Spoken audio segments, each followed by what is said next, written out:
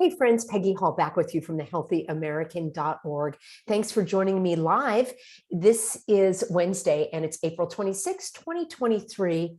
I want to talk to you about the decline, specifically the decline in California and probably in other areas around the country as well. I came across this phrase, decline by design, and it really struck me. Let me take you back, oh my gosh, maybe 10, 15 years ago, a couple of decades ago, even earlier. I was living, believe it or not, in Los Angeles. I lived in LA for about 6 months in my early adulthood because I took a job and I wanted to live in the city. It was a very exciting job. It was in my field of international education. And I was living in Orange County prior to that, which is a lot more of what they would call a bedroom community where you don't really have a central downtown area. So very safe, very pleasant, just a neighborhood type of county in Southern California. So moving to Los Angeles, which is about 45 minutes away from where I was, it was like living in a different world. And for the first time in my life, I actually felt that I had to lock my door. I had to be on alert to see if anybody was following me. I had to make sure that nobody was going to jump out of the bushes when I was getting in my car. There was just an overall sense of danger, of fear, of dread. And I actually didn't really care for it that much. And this was many years ago. I lived in an area in West Los Angeles that would be considered very middle class, actually very safe. There were nice restaurants and shopping centers and things around. And some years later, I only lived in LA. I only lasted for about 6 months. Let me know if you lived in Los Angeles or if you have a similar story of living in a big city. Maybe you still live in a big city. Maybe you prefer the big cities. I've traveled in different states and different countries. I like to go to cities. I like the different activities that they have, the museums, the places to go, the things to see. But for me as a lifestyle, I like living in a much smaller sort of village type setup. So I only lasted about 6 months in Los Angeles.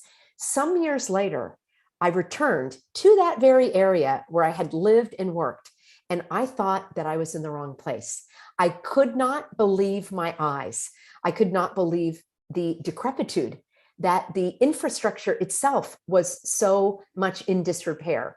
The potholes in the streets, the homeless that had cropped up, the graffiti, the number of businesses that were out of business. And this is not due to the last 3 years of hogwash. This is, some years ago. Let's say it was maybe 10 to 12 years after I had lived there and I returned. And I thought, I can't believe that this place is so run down.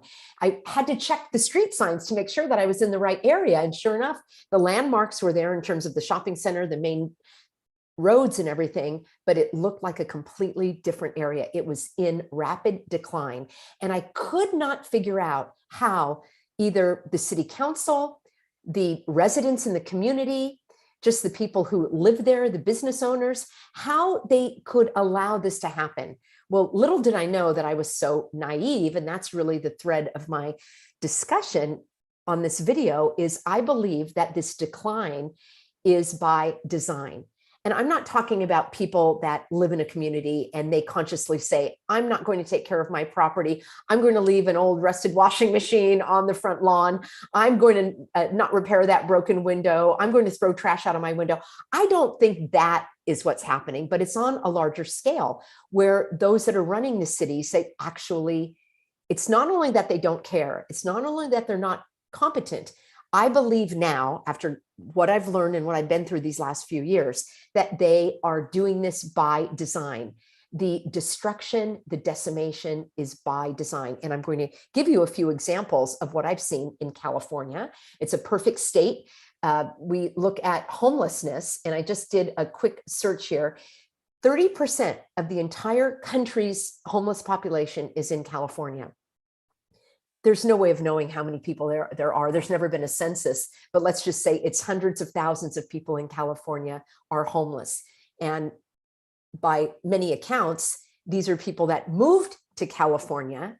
I don't know if they moved to California to be homeless or they became homeless because they couldn't find a job or have affordable housing. I'm sure many of those things play into the mix. I know healthy Americans who have chosen by their own design to live in their car or to live the van life or to camp at campsites and to purposely not live in, a regular four-walled structure. So that there is that. But there are those that are living off what California gives to the homeless. And this is not a commentary on the homeless. That's not the point of this video. It's just one example of the society and the community really spiraling downward. I'm sure that it's not safe or healthy for the homeless to be living that way either, because the pictures that I've seen, and I'm about to show you a few of those, what I see is an area that looks very dangerous. It looks dirty. There is squalor. I'm sure there is a great deal of crime and drugs. This is in California. It used to be, California dream. And you can see here, this does happen here. This is in Orange County. I think this is actually in San Clemente, because at one point of time, the city was giving tents to people so that they could have some shelter. And on the surface, it sounds like a great idea. I mean, who would want to be out in the elements? And they're here in a safe area. They had to have their tents marked, and only the people that lived in those tents were able to come and go. So on the spot, on a moment's notice, this was almost like the CPR or the first aid in Orange County to take care of some of the homeless. This is one example of the decline of California. There are other examples, and I will say that California is leading the nation in homelessness. California is leading the nation in many of its cities in crime. Now, Orange County happens to be a relatively safe area. There are even cities in Los Angeles that would be relatively safe in the county of Los Angeles. But overall, in the state of California, the crime is sky high. Part of that reason is because of the laws of letting the criminals out. They were emptying, get this, I don't know if you realize this, if you were not living in California during the toughest days of the hogwashing, let me just explain that the sheriffs were directed to empty the jails and prisons of convicts out on the street, because they said it would be safer than these prisoners contracting cooties. I think they wanted to empty the county jails so that they could put people like me breathing oxygen in them after we were arrested for trespassing. I never was, but friends of mine were. California is also number one in taxes, maybe not property taxes. We do have some regulations and laws in place, although those are also going by the wayside, where it used to be if you inherited property from your parents after they passed away, that you would not have to pay the difference in that property tax. That has changed somewhat. So the income taxes in California are among the highest in the nation, if not the highest. I know that New York, New Jersey, California are among the highest. And I think California, depending on what tax bracket you're in, you definitely are paying the most, not only for personal income tax, but for your corporate income tax. Now, the Healthy American is a corporation. It's a business. I pay taxes on that, and I pay a corporate tax, and then I also pay a personal income tax because I own the business. So it is absolutely, at the end of the day, between the federal government, the California taxes, the corporate taxes, I basically am giving up 50% of my income. And I don't think that that money is being spent wisely by the California government or the federal government. Just to add my commentary then there, California is also number one in driving companies out. So many companies, large companies, have left California, and countless small companies are leaving California. There's a California exodus. And again, I'm going to talk about this in a moment, so stick with me. I believe that it is done by design, because there are ways, if the state of California wanted to increase its revenue, you don't do it by raising taxes, because people are fleeing the state of California and they're going to Tennessee, where there's no income tax, personal income tax. They're going to Florida, they're going to Arizona, they're going to Nevada, and they're going to states with lower income tax, but they definitely are fleeing California. Very prominent, successful business people like Kevin O'Leary, I'm not recommending him. I know that he was in some kind of hogwashing fiasco with the, it's not Bitcoin, but with one of the cryptocurrencies. But he himself has said, I would never do business in California. He's a billionaire. He said, I would never invest in California. I would never live in California. I will visit there, but I will never have anything to do with business in California. It is extremely expensive to run a business in California. Not only are you paying for all of the regulations where you have to have things inspected and double checked, and I pay a very high fee just to have the right to have a business. It is stunning to me. Imagine if instead of me paying this amount of money to the state of California, I could reinvest it in my business. I could hire people to help me. I could have a greater impact. And this is why I say it's decline by design. The government does not want people to be successful. They do not want people to improve society, because then the government takes a back seat. It is by design. It's not to gain more revenue. It's possibly, and I do believe, to gain more control, but it is to have a psychological dependency and a psychological weariness on the business owner so that they do not want to do business in California. They could turn it around. California could be a business-friendly state like Texas is, but they are intentionally, this is my opinion, driving the businesses out because they want people to rely on the government. I know people who own property as rental property, apartment owners, and they are being driven out of California because of the onerous, meaning extremely burdensome regulations, and just like nitpicking at them to have access to their rent rolls, the rent control. You may or may not agree with rent control, but the overall point that I'm making is that the regulations on property owners in California is so outrageous that people are selling their properties, and guess who they're selling them to? You know, Vanguard, BlackRock, etc., and possibly even to the government. There are, I know, areas in Orange County that the government is renting for the DMV, for example, in a shopping center instead of a nice little grocery store. It's the government renting the building. So it, or maybe even owning it. So it gets to the point where the government does not want individual business owners, does not want competent, productive, innovative, creative people in California. They want people to work for the government and be dependent on the government. This is my opinion. California, on a lighter note, is number one, probably, again, this is my opinion, in the worst roads in the country. Okay. Now, I haven't been to a lot of different states recently, but in my earlier years of travel, I was astounded at how bad the roads are in California. Number one, they're always under construction. It's extremely hazardous to just drive from Los Angeles to Orange County because of all the lane closures. And then when they will make a new lane, it's all zigzag, and they don't even put the lane markers on it. So you have to figure out, is this a lane? Am I in a lane? Am I supposed to drive on the line or between the lines? It is just mayhem.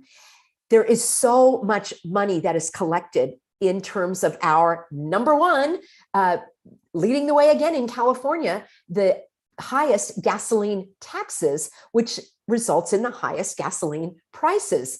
The taxes on our gasoline, this money, this revenue is supposed to go to repair the roads. You would think that we would have roads paved with gold, that they would be butter smooth and super easy and spacious. It's the exact opposite. In fact, throughout California, they are ripping up the center of the freeway and they are putting in a road, a lane that you have to pay for. That's right. On public property, they're putting in a private road, a private lane. It does not make sense to me. So they are number one in corruption of these it's called Caltrans, the California Transportation Authority. I would say they also are number one in poor design, but it's by design, decline by design. Why? They don't want you driving on the roads. I'm sure you came to the same conclusion. The price of gas so high that you curtail your events and you're like, well, I don't think I'm going to drive to the beach this weekend. I don't think I'll take that little country Sunday drive as I used to. I'm not going to visit my family. I'm just going to stay home because gas is so expensive. It's so difficult to drive. It's dangerous to drive, and they don't want you to drive. So they're going to make you pay on a public road. And you may be saying, Peggy, get with the times. I live on the East Coast. It's always been like this. Yes, but on the East Coast, you do have trains, you have buses, you have Taxis in Southern California, it's a car culture that was not put in. We have very few different opportunities. And plus, I want to be able to drive, go where I want to go, not be dependent on some train or bus and their schedule. And maybe I want to have some privacy, think to myself, put some stuff in my car. So I'm all in favor of freedom of choice when it comes to transportation. In California, it is decline by design. They do not want you driving on these roads. They make them hazardous, closed off, detours. It's absolutely stunning. California is number one in the worst schools. Maybe there might be another state or two. I think maybe Mississippi or something, but California leads the way in the worst schools in the country. Luckily, it's backfiring and parents are pulling their children out of the school in droves. Nearly 1 million students are not returning to the public prison schools, and I am applauding. There are so many superior learning alternatives. And I also know people personally that have left the state of California to keep their children in public school, even though I'm not a fan of public school, but there are some good public schools. There are great private schools. There are wonderful community learning opportunities. The internet is full of connections, resources. All you need to do is type in the name of your state, such as California, or your area, Orange County, and you can say homeschool ideas, homeschooling groups. You can have your children be in cooking class and horseback riding and learning to be a plumber, an electrician, in third grade. So there are so many superior learning alternatives. I will be doing a full court press to help parents get their children out of the California public schools. The time is now. I would spend less time fighting with the school boards over the curriculum, what they're teaching, and just spend that time building something better. Not build back better, but build something better than normal. That's my call. So yes, schools are failing not only with the curriculum, with the ideology that they're pushing, it's just not a good place for the students to be. So highly recommend get your children out of the public schools. California is number one in utility rates. Absolutely, by design. They could lower the utility rates. We have all sorts of wind farms. We've got sunshine basically 365 days a year, except for when they turn on the storms. Yes, let's see what they're scheduling for us next, shall we? All of this alternative energy, which you probably know how I feel about that. Yet the utility prices are the highest in the country, and not just by a little bit, but by 2/3. For example, in Florida, I've studied this. You can look at the price of the kilowatt hour. That's how they measure it.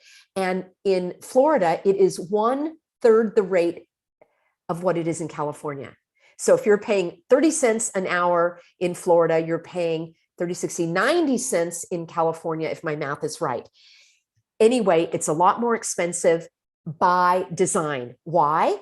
They don't want you to use your electricity. They want you to use electricity for your car, and they want the entire house to be electric. They got rid of natural gas hookups for any new commercial building as of April 2023 in California. Oh, pro-choice when it comes to murdering your child, but not pro-choice when it comes to your energy use. It's stunning because natural gas is clean and it's abundant and it's cheap.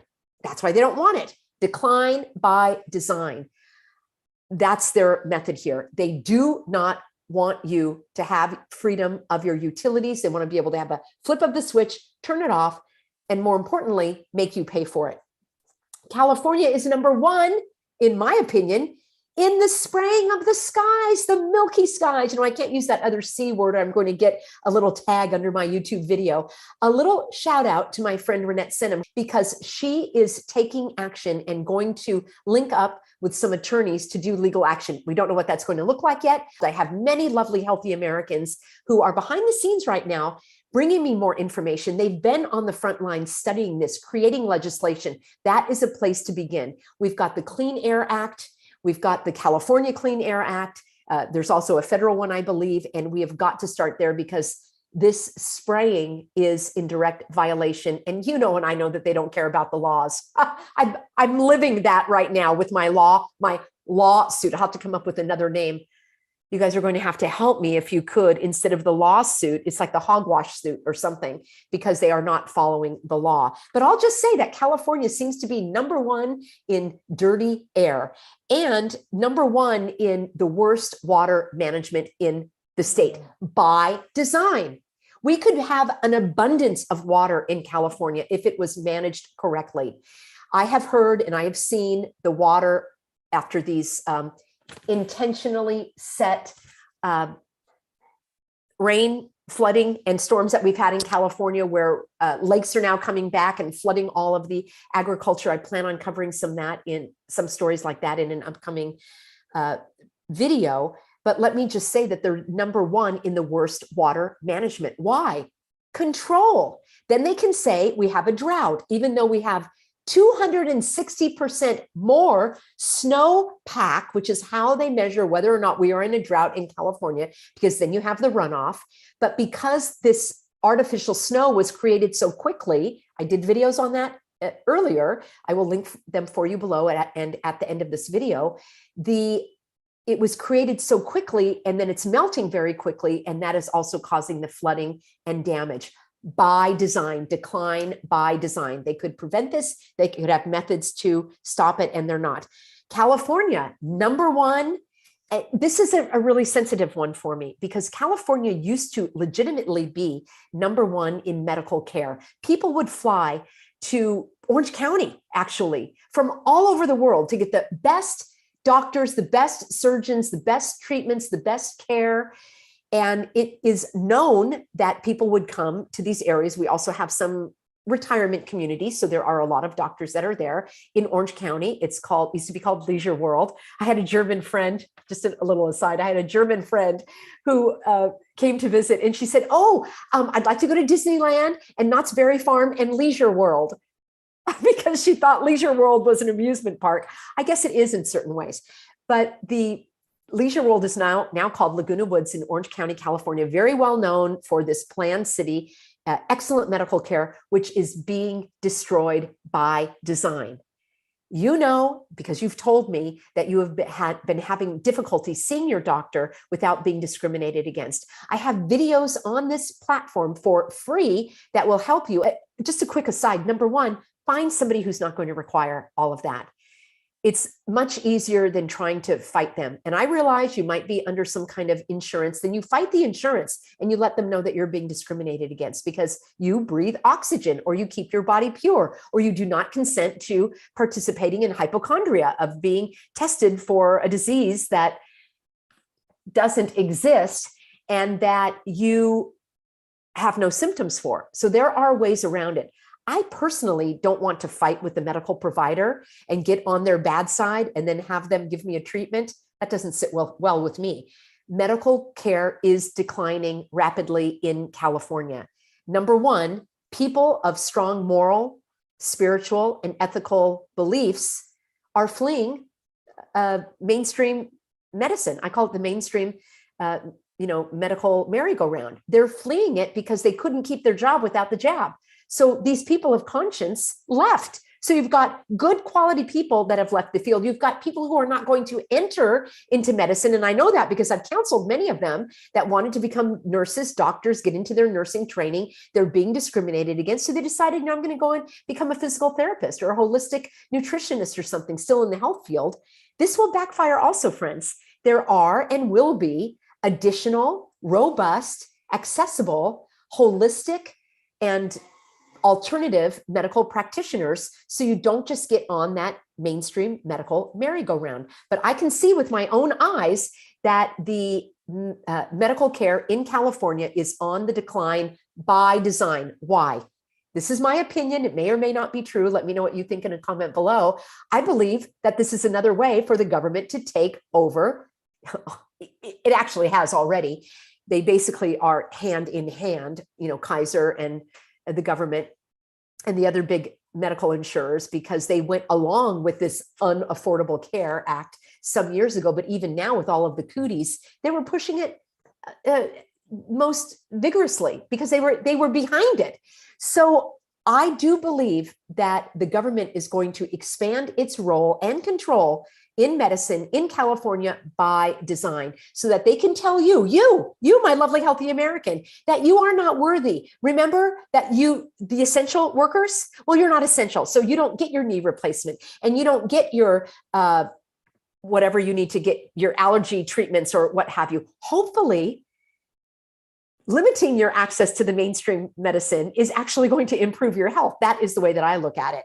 I don't want to make light of it, because there are those that are under treatment and so forth. So my hope and prayer is that you will learn from the videos that I have for you. But let me just say that you do need to start thinking outside the box for alternative care. And I do have lovely Dr. Chari, who runs the Chari Center of Healing. She is licensed in California and Florida. She does do telemedicine. So if that's something you're interested in, it's charicenter.com, www.charicenter.com. All right, California, number one. I mentioned driving companies away, but number one in the small businesses shuttering. Do you know that more than 50% of small businesses in California went out of business over the last 3 years because of the hogwash, and they are never returning? Companies that were mom and pop companies, like a corner, bakery, or a jewelry store, a cafe, a restaurant, a hair salon, a gym, fill in the blank. Many of these went out of business because they could not maintain their business with the governor of California illegally telling them to shut down. And then when they didn't, they were being fined, they were being dragged into court, they were being harassed, shunned, discriminated against, bullied. It was absolutely despicable. I helped thousands of businesses stay open legally through my programs, especially restaurants. Those were some among the hardest hit, because the government did not want people gathering to speak and to enjoy life. So California is number one at the top for shutting down these small businesses, or creating conditions, I will say, where these businesses could not continue. And it's just despicable, and it's by design. By design. Why was Walmart open? Why? But the little restaurant on the corner couldn't stay open? Why? TJ Maxx closed. I thought that was interesting. You know the drill. The bars were open, the abortion centers were open, but your store had to close, or you had to. In California, they made people put up plastic tents in the parking lot, and they served food in the plastic tents in the parking lot, because that was much more hygienic and safe than inside an air-conditioned, clean restaurant that is inspected by the health department. Very strange. All right, here we go. California is number one in fires. Did you say, what was that? Artificial? Did you say that? Did I hear that? Yes, California is number one. Teddy does not like that at all. She knows how I feel about that. And number one in floods, apparently, as well. Although I've seen the horrible images of all the catastrophes that were natural catastrophes in Kentucky and other states, and my heart goes out to you. We're experiencing it as well. California is number one in water moratoriums, meaning you are not allowed to use water, to drink water, to wash with water. Do you know that in California, it is illegal for the server to bring glasses of water and set them on the table unless the patron has requested? It is illegal, and I read this at a restaurant. They are not even going to ask you, would you like water? They can say, what would you like to drink? The customer has to say, I would like a glass of water. This is the level of insanity that California is living in by design. You may say, Peggy, there you go again. You're so wasteful. Well, I want a glass of water so I can drink it. And I've talked about wasting water and how there's more than meets the eye to that. So there are I've probably left out a few things. Number one, in government corruption, and I can claim that by the number of California officials that have been convicted of their, infractions, whether it's a felony or a misdemeanor, and that they have served time behind bars. So yes, California is extremely corrupt in that way as well. Friends, when I look at all of this, and I did a video called, Why Am I Still in California? Because many of you asked me about that. And I shared all of the good things about California. And I want to give a big shout out to my friends over at PERC, the Protection for Educational Rights for Kids.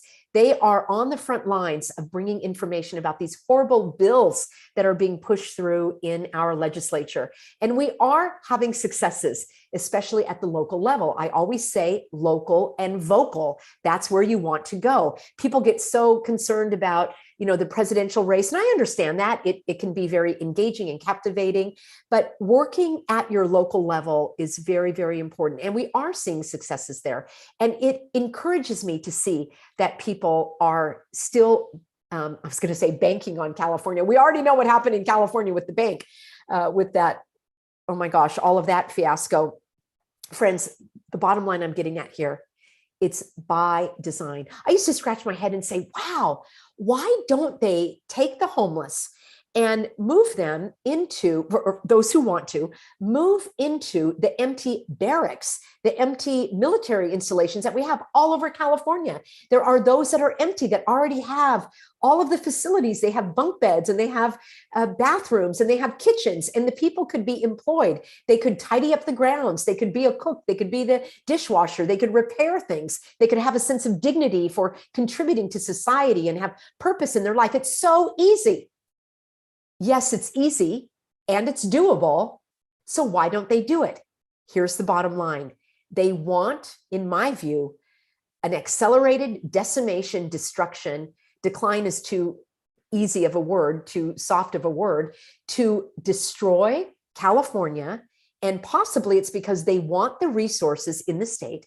They want fewer people to live in California because fewer people are easier to control. They can spin the narrative of fewer people are going to pollute the air, use the water, use the resources. Friends, let me ask, have you ever been around the United States? Have you ever been, for example, in New Mexico, Kansas, Illinois, Kentucky, Oklahoma, Texas comes to mind? Do you know how much empty land, available land that can be used is available in our country? We are not running out of land. Do you know how many trees, how many forests there are, how quickly certain trees grow, like pine trees and other vegetation? We are not running out of resources. Now, yes, we need to, I would say, be mindful and resourceful of the resources, but this idea that California is running out of resources, or that the United States is, or that the world is, it doesn't line up with reality. So I don't know exactly the number one reason why they want to destroy California, other than they want control. They want the resources. They want to penalize we, the people, for being hardworking and productive and standing up against them. Part of it is probably ego. There may be some evil involved in terms of who they serve, and evil favors destruction. Evil can only destroy, it can't create. And that's why we need to counter that by being creative. So every single one of these items that I mentioned to you, homeless, crime, taxes, potholes, schools, utilities, the milky skies, the medical care, the companies leaving, the businesses closing down, water, floods, fires, all of these issues have solutions. And they have solutions that people have put forth. People like you, people like me, people that have been in the trenches longer than we have. Why aren't they doing this? Well, I'm going to give you just one simple example. And this was not my own example. Somebody told me. And this person actually works in the homeless industry. It's actually an industry. There are companies and businesses that serve the homeless, that bring them food, that provide the tents, that have the soup lines, that are involved in checking on them. There are so many, I'm using California as an example, organizations, nonprofit organizations that get millions of dollars. I know, because I've gone to the county meetings and I see where that money goes, to study the problem, to have a task force to determine the best way to go about the homelessness problem. Friends, you know where I'm going here. If it's ever solved, what happens to those agencies? What happens to the people that are working in those jobs in that industry? It is a self-sustaining industry. I'm not going to use the word sustainable. That's one of their words. That is something that's sustainable. And it's very sad because when you see these images, it's very heartbreaking. It's very distressing. For whatever reason, the people find themselves, whether by choice, drugs, mental illness, losing a job. There's a whole reason why people end up that way. It's heartbreaking to see that, especially when there are resources available. So I see it by design. They do not want to solve this or other problems. So can't wait to read your comments, friends. That was my, but I do want to say, I want to leave on a happy note, because there is always another way. There's always another way, and evil always backfires, always. The Bible even says that the enemy will set the snare, which is the trap, and falls into it himself. So when we were kids, we used to set these little traps. We would dig a hole, and then was I the only one that did that? We also made poisonous mud pies. Am I sharing too much here, friends? So I don't know if they were poisonous. We called them poison. We put little berries on there. So we would make our mud pies, and we would make our little traps and cover them up with leaves. And then, you think it's funny if you have the little friend come over to visit, but normally we would stumble into them. So that's just an example of how things play out. Evil backfires. I'm seeing it again and again. I've seen it with many healthy Americans that came to my work a little bit later in the game that got one cocktail. They got the second cocktail, and then their company wanted them to get the third cocktail. And they reached out to me and my husband, Pastor David, and said, what can I do about this? Is it too late? I've already gone along with it. How could I possibly be exempt from any further poisoning? Speaking of poison mud pies, and yes, they can be exempt. Absolutely. In fact, they have a very strong position to be exempt because they know that they already sinned against God by going against his created design. And it's very honest and sincere to say that I repent of this behavior, and God spoke to me and told me not to do it anymore. So you have a very strong standing there. But the point of my comment is that it does backfire. Many people in the medical field tell me, if you know someone or you are someone that works there, they said not only are they not getting the cooties cocktail, they're not doing any of the others, not the flu, not the hepatitis, not the DTaP or the other things that they want you to do. Now they are taking more of a critical view of all of the other cocktails. Why? Because the government pushed too hard, because evil backfires. I gave the example of 1 million students not returning to California public schools. I see that as a victory against evil, because they pushed too hard with all of the curriculum and all of the other controls, and the parents took their children out. So there are many examples of this. Many medical providers, as I said, are no longer in the mainstream medical merry-go-round, and they are setting up their own practices where they are not going to be under these regulations. I gave the information about Dr. Chari, and even if you're not in California or Florida, perhaps she can let you know if she knows of other practitioners that may be able to help you. So take heart, friends. There is the possibility for smoother sailing, brighter days ahead, because you care, I care. We are alert, we are awake, we are aware of what's going on, and I don't think these hogwashers are ever going to get away with what they did before. So let's reverse this decline. There is a whole new generation of people that are growing up saying, I don't want to live like this. So let's support them. Let's keep the ideas coming. Thank you for being on board. And I will be back with you tomorrow. Remember that you can always find me over at thehealthyamerican.org. I really want you to get on my free Substack. You can find the link here below. And if you would like to support me, I've got some great t-shirts coming out. One that says, and to the Republic for which it stands. And one that I think you're going to love is called Don't California, My California. As soon as those are available, I'll let you know. But in the meantime, there are a lot of other shirts that you can find at thehealthyamericanstore.org. I'm pointing down here because I will have a link for you in the description box below. Thank you for being on board with me, friends. Let's take a look at your comments here as we close out. Always appreciate you being here. And we've got Rhonda on board. Oh, Oh, I like this. Quantitative says, I highly recommend people use Google Earth and look carefully at the land. From the Rockies to the east, you'll see it is actually nearly all being used for farmland to produce food. So yes, east of Rockies is soybeans and corn. Uh-oh, for the high fructose corn syrup. We don't want that, do we?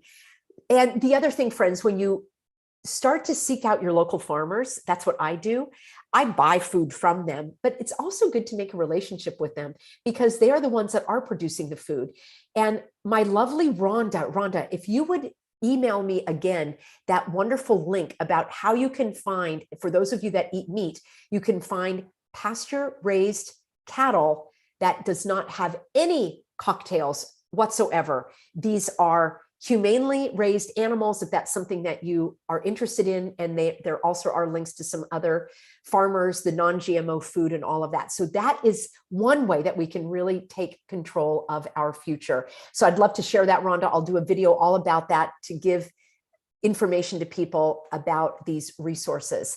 Yes, Valerie, I like that, Val. She says, in God we trust, in government we distance. Hey, we need to do social distancing from the government forever, right? Hey, Todd on board. I just want to give a round of applause. I'm going to call you out here, Todd, because Todd stood up against all of this. He was illegally treated with huge amounts of discrimination, and God blessed him with a better job. And I will tell you, Todd is at the rallies. He's at the meetings. He is a godly man, a father, a husband. And Todd, you are giving an example to that next generation of what it means to stand up for yourself and to stand up for truth and to stand up for God. This is what encourages me. You lovely, healthy Americans encourage me. I could not do this without you. That's why I love coming on to the program, because in the beginning of all this hogwash, I felt alone. I literally could not find people who felt like I did. And now we have a community, and you know that there are people of like minds, maybe not on every single topic. I know that because of the topics that I cover. But by and large, we want to keep pushing for truth, for living according to God's laws, and we can't go wrong there. So thanks, everybody. I'm kind of losing my voice here. I'm going to sign off for now, and I look forward to finding my controls here so I can do so. And then I look forward to seeing you in tomorrow's live stream. And I always appreciate your support. One more thing. We've got our private class on Saturday for those of you that have sent a donation. I am so grateful. I'm still paying off the bills for that lawsuit. I don't like to come on and ask for money, but some of you have asked me to remind the viewers. So if you go to thehealthyamerican.org, there's a big little red button that says donate. You can click there. Every dollar goes to help. I really appreciate it. So thank you for that. For my thank you, you get to come on a live Q&A webinar, private, not on this platform. You get a link, and it's me. This month, Pastor David won't be there, but I'll be there, and I'll be answering your questions live. You get to submit them in the Q&A. We have a very lively chat of supportive people. It's literally our healthy American community. You can exchange email addresses in a private setting like that, so you don't have to worry about them getting out here on a public platform. Many people are forming relationships, alliances, an encouragement buddy. So that's another way that we stand up, and we never give in. We never give up, and we never give over our freedom. So join me. It's Saturday, 4 p.m. Pacific. If you are a paid subscriber to Substack, you're invited. If you're a paid subscriber to peggyhall.tv, you're invited. And if you've sent a donation, by all means, that is my thank you to you. If you didn't get your invite, email my assistant over at support@thehealthyamerican.org. All right. See you soon, everybody. The highlight of my day. Have a great rest of the day.